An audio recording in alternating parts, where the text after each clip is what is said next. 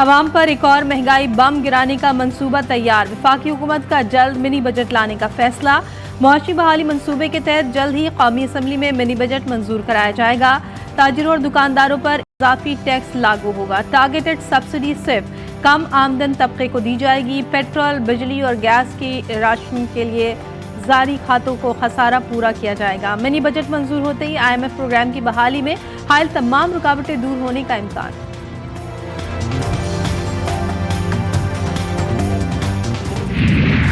वज़ीर-ए-आज़म का मुल्क में महंगाई उरूज पर होने का एतराफ़। शहबाज शरीफ कहते हैं इंतहाई मखदूश हालात में हुकूमत संभाली। बलोचिस्तान के शहर सोहबतपुर में अमायदीन से खिताब करते हुए वज़ीर-ए-आज़म शहबाज शरीफ ने सारा मलबा PTI पर डाल दिया। बोले PTI गवर्नमेंट की नाअहली की वजह से हमें मुश्किलात का सामना करना पड़ा। IMF से मुआहदा टूट चुका था। गुज़िश्ता हुकूमत ने सस्ती तरीन गैस नहीं खरीदी।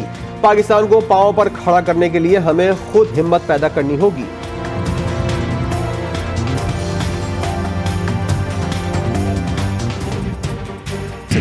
वाइट पेपर इशू हुआ था। ओवरऑल आई वुड से कि PTI जो प्रेजेंटेशन थी वो सिलेक्टिव थी, मिस रिप्रेजेंटेड थी और इकोनॉमिक इंडिकेटर जो थे वो मिसलीडिंग थे। वो स्ट्रांगली इन्फ्लुएंस्ड है कि जो एक लेगेसी नई गवर्नमेंट को मिली कि मिला क्या PDM की गवर्नमेंट को, और आप उसी के साथ that will be denominator for comparison. तो वो उस कॉन्टेक्स्ट को उन्होंने नहीं देखा। तहरीक इंसाफ ने वाइट पेपर से अवाम को गुमराह करने की कोशिश की। PTI को 2018 में मुस्तहकम मईशत का हामिल पाकिस्तान मिला। वफाकी ज़ेर खजाना इसहाक डार की इस्लामाबाद में प्रेस कॉन्फ्रेंस। PTI हुकूमत पर तनकीद करते हुए कहा कि PTI ने जो माशी आदात शुमार दिए वो दुरुस्त नहीं। सऊदीया से इमदाद रवा मिल जाएगी। पाकिस्तान कभी डिफॉल्ट नहीं करेगा। अवाम ने हुकूमत के मिनी बजट मंसूबे को मुस्तरद कर दिया। शहरी कहते हैं महंगाई ने पहले ही कमर तोड़ कर रख दी है। 2 वक्त की रोटी के भी लाले पड़े हुए हैं। आटा, घी, तेल, चीनी और चावल समेत हर चीज की कीमतें आसमान से बातें कर रही हैं। गोश्त और चिकन के बाद सब्जियां भी पहुंच से दूर हो गई। महंगी गैस भी नापैद होने लगी। हुकूमत बस अब रहम करे, हमें सुकून से जीने और 2 वक्त की रोटी खाने का हक दे।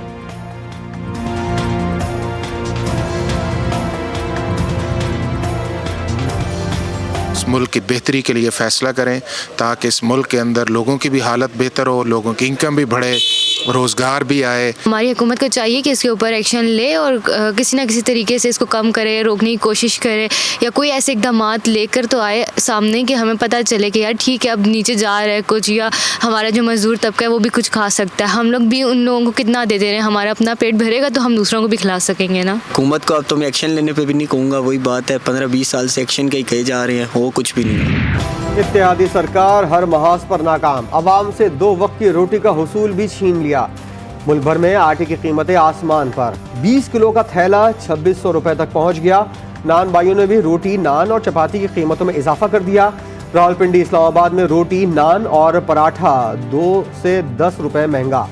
कराची में छोटी चपाती 12 और दरमियानी चपाती की कीमत 17 रुपए कर दी गई।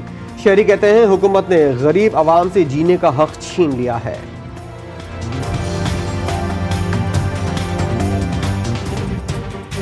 हमें कारोबार में दिन ब दिन घाटा हो रहा है।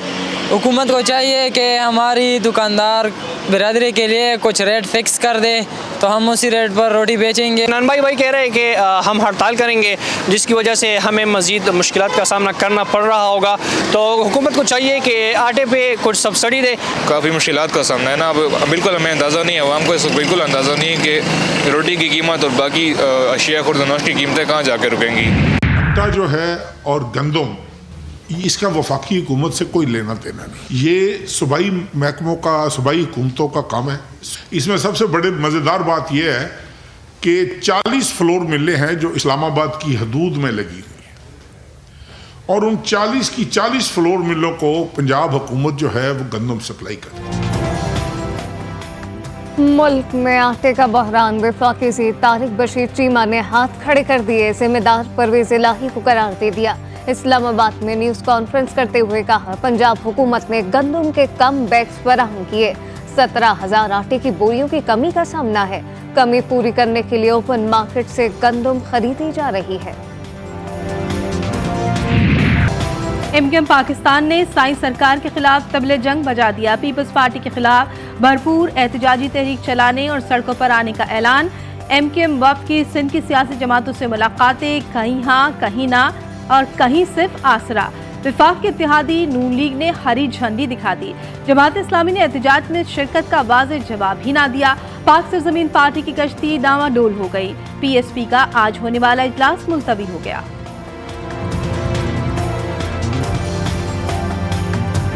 बहुत से लोग इस जागीरदाराना जमहूरियत के लिए बुनियादी जमहूरियत को, जहाँ से कि शहरों से, देहातों से, गाँव से नई क़यादतें उभरती हैं, अपने लिए चैलेंज समझते हैं। तो इस दफ़ा जो इंतखाबात कराची और हैदराबाद में होने जा रहे हैं, हमारा नुक्ता निगाह नज़र ये है कि इसमें ऑलरेडी प्री पोल रिगिंग मुकम्मल तौर पे हो चुकी है।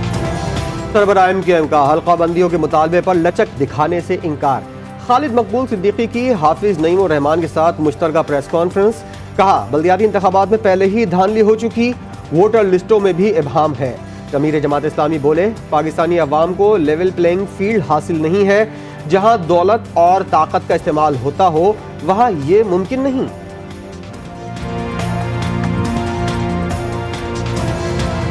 लेवल प्लेइंग फील्ड तो पाकिस्तान के अवाम को हासिल ही नहीं है। जागीरदाराना समाज में दौलत और ताकत का जहाँ पर इस्तेमाल होता हो, उस समाज में तो वो पार्टियाँ जो ट्रू मीन्स में, सही मानों में जमहूरी जमातें हैं, उनके लिए तो वैसे भी बहुत सारे रास्ते मसलूल हैं। शहर में जो गैर मुल्की तारिक वतन हैं यहाँ पर, जिनका कोई रिकॉर्ड नहीं है, उनको इस शहर से बेदखल किया जाना चाहिए।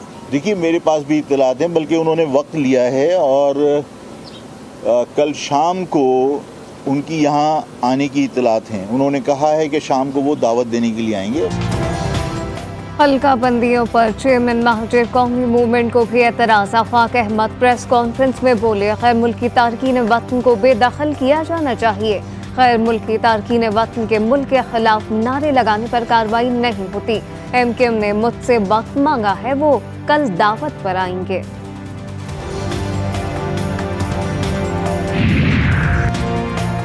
एमक्यूएम के बढ़ते मुतालबात पर पीपल्स पार्टी परेशान। पीपी ने विफाक और मुश्तरका दोस्तों से एमक्यूएम की शिकायत लगा दी।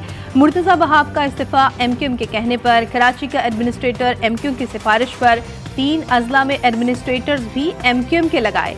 इत्तेहाद के बाद एमक्यूएम के मिलने वाले फवायद पीपी ने गिनवाने शुरू कर दिए।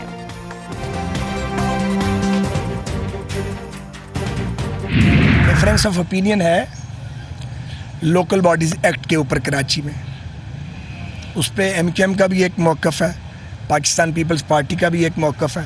कौन सी अपोजिशन है? इमरान खान 4 हुकूमतें लेके भी अपोजिशन में, उसे तो सुकून ही नहीं आना। उसको सारा कुछ दे दो फिर भी सुकून नहीं आना। कौन सी चीज़ है जो चैन नहीं लेने देती? चंद महीने और आप इंतज़ार नहीं कर सकते? अगर चाहते हैं कि इलेक्शन इस मुल्क में टाइम पे हो तो मुल्क को डिस्टेबलाइज करना बंद करें। हुकूमत और इत्तेहादी दस्तो गिरबा नहीं। कराची में बल्दियाती इंतखाबात पर इख्तिलाफ राय है। वफाकी वजीर ख्वाजा साद रफीक की मॉडल टाउन लाहौर में मीडिया से गुफ्तगू। बोले, झूठ का जवाब देते देते हम थक गए, इनकी बस नहीं हुई। पीटीआई को मुखातिब करते हुए कहा, अगर आप चाहते हैं इंतखाबात वक्त पर हों तो मुल्क में सियासी इस्तेहकाम पैदा करें। हमें खामखा तंग किया जा रहा है, काम करें और काम करने दें। इनसे समझनी नहीं, वोट लेने के काबिल नहीं है। और मरियम को इन्होंने इलेक्शन कैंपेन के लिए नून शीन आमने सामने होगी। पीपल्स पार्टी क्या रोल अदा करती है? आपकी तो बिलावल साहब से बड़ी अच्छी थी। आज 1-2 दिन से मेरा मूड ऑफ है, क्योंकि मैं उसको बड़ी नाहरी देख रहा हूँ। अफगानिस्तान के बारे में उसके बयानात और वज़ीर दाखिला के बयानात खौफनाक, और मैं हादसात होते देख रहा हूँ।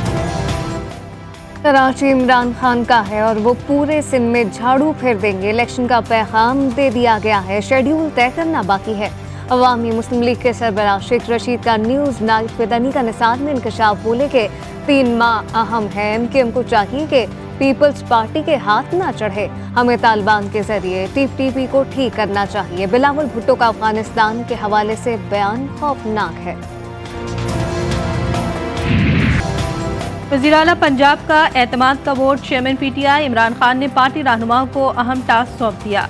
11 जनवरी से कबल हर सूरत एतमाद का वोट लिया जाए। पार्टी रहनुमा अरकान असम्बली से राब्तों का अमल जल्द मुकम्मल करें। इमरान खान की हिदायत। एतमाद के वोट के बाद पार्टी फैसले के मुताबिक आइंदा इक़दाम होंगे।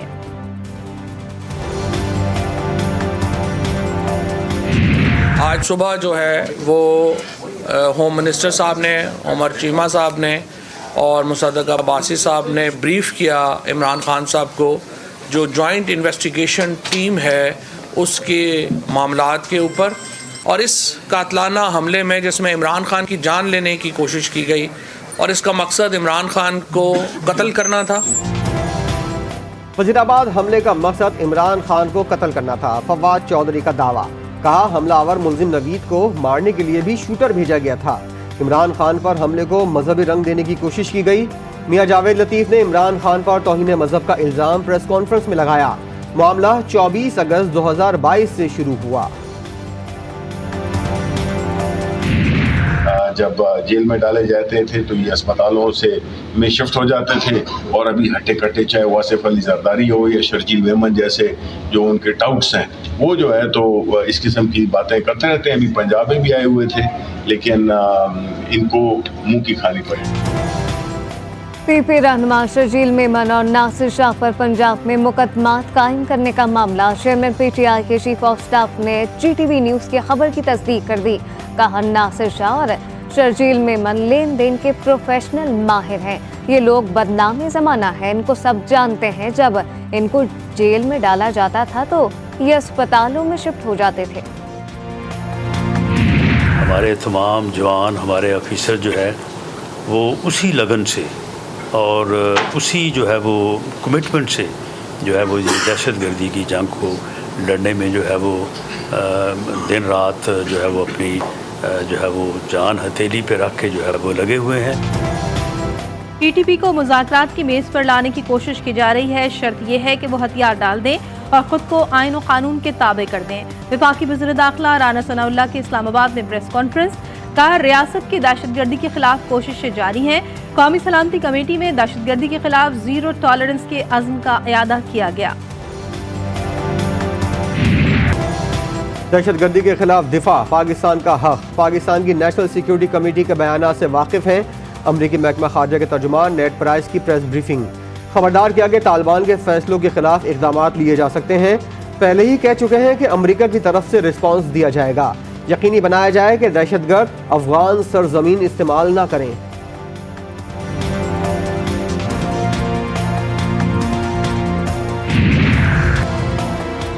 पाकिस्तान ने भारतीय वज़ीर ख़ारजा के हालिया बयानात को मुस्तरद कर दिया। तर्जुमान दफ्तर ख़ारजा का कहना है कि भारत उंगलियां उठाने के बजाय दहशतगर्दी का सिलसिला बंद करे। भारतीय वज़ीर ख़ारजा का बयान पाकिस्तान को बदनाम करने की साजिश है। मजीद कहा बयान पाकिस्तान को तन्हा करने में भारत की नाकामी पर बढ़ती हुई मायूसी का आकाश है। भारतीय बयानिया मकबूजा कश्मीर में रियासती दहशतगर्दी को नहीं छुपा सकता।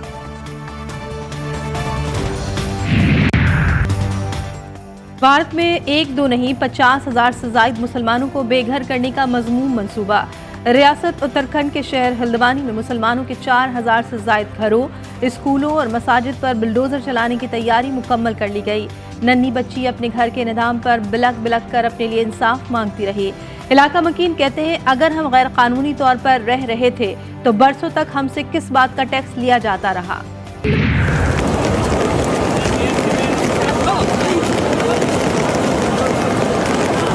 मक्का मुकरमा और मदीना मुनव्वरा समेत सऊदी अरब के कई शहरों में बारिश का सिलसिला जारी। आज भी उम्रा ज़ायरीन बारान रहमत में खाने काबा का तवाफ करते रहे। माहिरीन मौसमियात के मुताबिक रियाद और जद्दा समेत दीगर शहरों में मौसम सरमा की बारिशों का सिलसिला अगले 48 घंटों तक मजीद जारी रहने का इम्कान है। मुल्क में कड़ाके की सर्दी, स्कर्दू, हुंजा, किलगित, कालाम और पारा चनार में खून जमा देने वाली ठंड।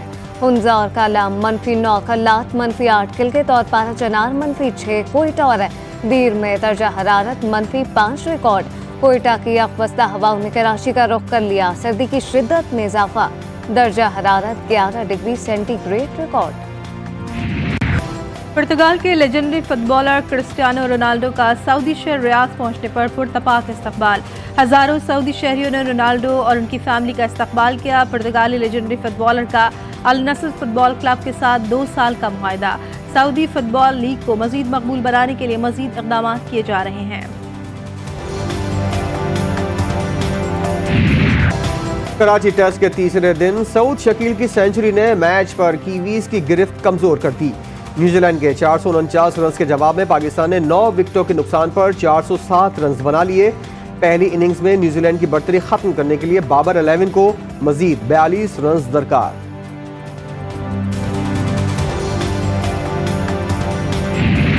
और खतरनाक हथियारों की स्मगलिंग रोकने के लिए खुफिया एजेंसी ने हॉलीवुड अदाकार को किराए पर काम के लिए रख लिया। नई action comedy film operation Fortune 12 जनवरी को धूम मचाने आ रही है।